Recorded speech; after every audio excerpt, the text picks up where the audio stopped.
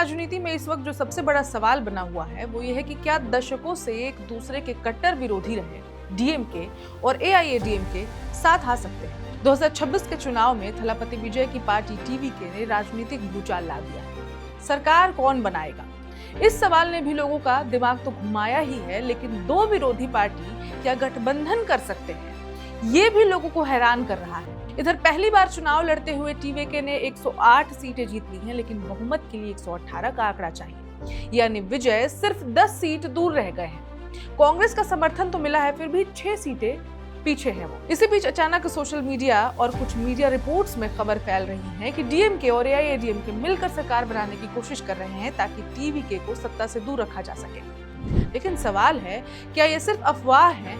क्या वाकई पर्दे के पीछे कोई बातचीत हुई है? और अगर हुई भी तो क्या ऐसा गठबंधन राजनीतिक रूप से संभव है? डीएमके एआईएडीएमके का इतिहास क्या है?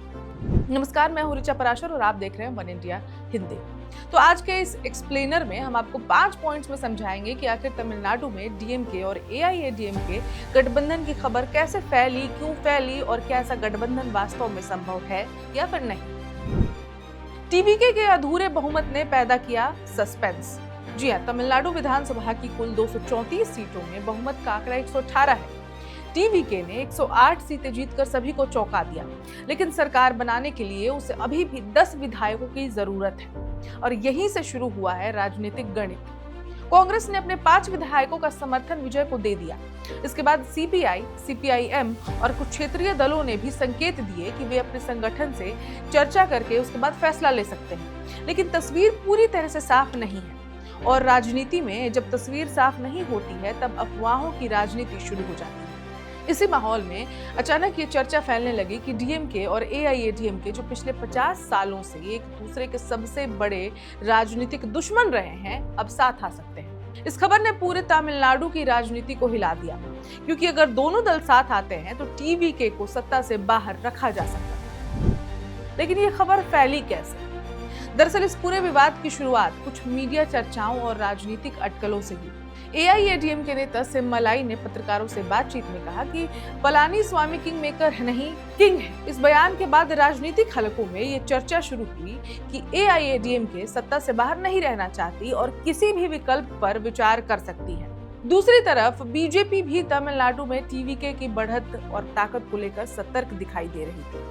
ऐसे में राजनीतिक गलियारों में ये नैरेटिव बनने लगा कि टीवीके को रोकने के लिए कोई बड़ा पोस्ट पोल समीकरण बन सकता है। कुछ उत्तर भारतीय मीडिया चैनलों और सोशल मीडिया अकाउंट्स ने दावा करना शुरू कर दिया कि डीएमके बाहर से समर्थन देकर एआईएडीएमके की सरकार बनवा सकती। बस यहीं से मामला वायरल हो गया। व्हाट्सएप ग्रुप्स, यूट्यूब चैनल्स और एक्स यानी कि ट्विटर पर ये खबरें तेजी से फैलने लगी। लोग सवाल पूछने लगे, क्या तमिलनाडु की राजनीति में अब महागठबंधन मॉडल आने वाला है? डीएमके ने तुरंत क्यों किया खंडन? ये खबर फैलते ही डीएमके ने कुछ ही घंटों के भीतर इसका जोरदार खंडन कर दिया। डीएमके सांसद कलानिधि वीरासामी ने सोशल मीडिया पोस्ट में साफ कहा कि पार्टी विपक्ष में बैठेगी और बीजेपी एआईएडीएमके पर दबाव बना रही है ताकि नई सरकार बनाने से रोका जा सके। यानी डीएमके ने सीधे सीधे ये संदेश देने की कोशिश की कि वो जनादेश का सम्मान करेगी और टीवीके को रोकने के लिए एआईएडीएमके के साथ नहीं जाएगी। डीएमके प्रवक्ता सर्वनन अन्नादुराई ने तो और भी ज्यादा तीखी प्रतिक्रिया दी। उन्होंने कहा कि कुछ पत्रकारों ने बुनियादी नैतिकता का उल्लंघन किया है और जानबूझकर लोगों का ध्यान भटकाने के लिए ये खबर फैलाई गई। डीएमके की इतनी तेज प्रतिक्रिया के पीछे बड़ा कारण भी था, क्योंकि अगर पार्टी इस तरह की अफवाहों पर तुरंत सफाई नहीं देती तो उसके कैडर और वोटर्स में गलत संदेश जा सकता था। याद रखिए, डीएमके और एआईएडीएमके सिर्फ राजनीतिक प्रतिद्वंदी नहीं है, बल्कि तमिलनाडु की राजनीति में दोनों की पहचान ही एक दूसरे के विरोध से बनी है। तो क्या डीएमके और एआईएडीएमके का गठबंधन वास्तव में संभव है? अब विरोध और विरोधाभास, पहचान डिफरेंसेस, ये एक अलग बात है, लेकिन क्या ये गठबंधन संभव है, ये जानते हैं। जो कि सबसे बड़ा सवाल बना हुआ है कि ऐसा गठबंधन वास्तव में हो सकता है। तकनीकी रूप से राजनीति में कुछ भी असंभव नहीं होता।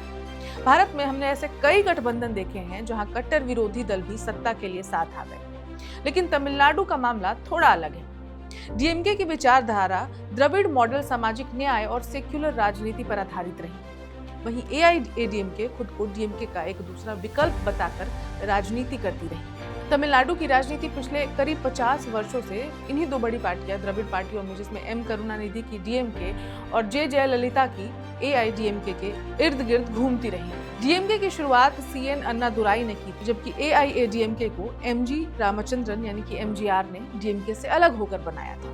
बाद में जयललिता एआईडीएमके का सबसे बड़ा चेहरा बनी और उनकी राजनीति हमेशा करुणानिधि और डीएमके के खिलाफ रही। दोनों दल दशकों तक कट्टर प्रतिद्वंदी रहे। एक समय जयललिता बनाम करुणानिधि की लड़ाई ही तमिलनाडु की राजनीति की नई पहचान बन गई थी। दोनों दलों की राजनीति, संगठन और वोट बैंक दशकों से एक दूसरे के खिलाफ खड़े हैं। अगर ये दोनों दल साथ आते हैं तो सबसे बड़ा नुकसान उनकी राजनीतिक विश्वसनीयता को होगा।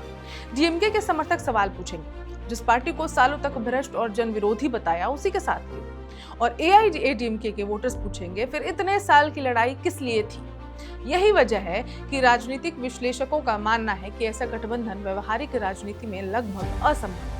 हाँ, अगर बहुत बड़ी राजनीतिक मजबूरी पैदा हो जाए तो बाहर से समर्थन जैसे विकल्प पर चर्चा हो सकती है, लेकिन फिलहाल ऐसा कोई संकेत नजर नहीं आता। असली लड़ाई अब टीवी के बनाम पुरानी राजनीति की है। इस पूरे घटनाक्रम ने एक बात तो साफ कर दी, तमिलनाडु की राजनीति अब बदल चुकी है।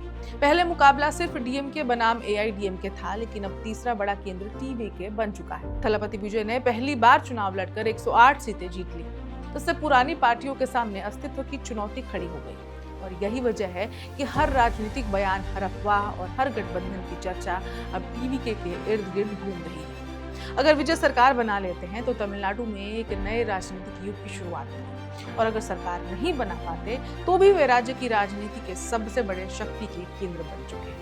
फिलहाल डीएमके और एआईडीएमके दोनों ही इस तरह की किसी गठबंधन से साफ इनकार कर रहे हैं, लेकिन राजनीति में अफवाहें तभी फैलती हैं जब सत्ता का समीकरण अधूरा। तमिलनाडु में इस वक्त वही स्थिति बनी हुई है। टीवीके बहुमत से थोड़ा दूर है, पुरानी पार्टियां अपना अस्तित्व बचाने की कोशिश में है और जनता बदलाव के मूड में दिखाई दे रही है। तो अब देखना ये होगा कि विजय बाकी समर्थक जुटाकर सरकार बनाते हैं या तमिलनाडु में पोस्ट पोल राजनीति कोई नया मोड़ ले लेती है। लेकिन जो भी होगा, एक बात तो तय है, 2026 का ये जो तमिलनाडु विधानसभा चुनाव रहा है, सिर्फ सत्ता परिवर्तन नहीं बल्कि तमिलनाडु की राजनीति के नए अध्याय को भी शुरू कर चुका है, जिसमें आगे बहुत सारे दिलचस्प पहलू सामने आने वाले हैं। इस खबर में इतना ही।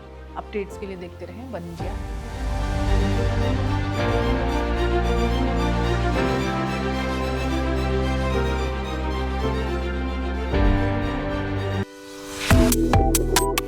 Subscribe to One India and never miss an update. Download the One India app now.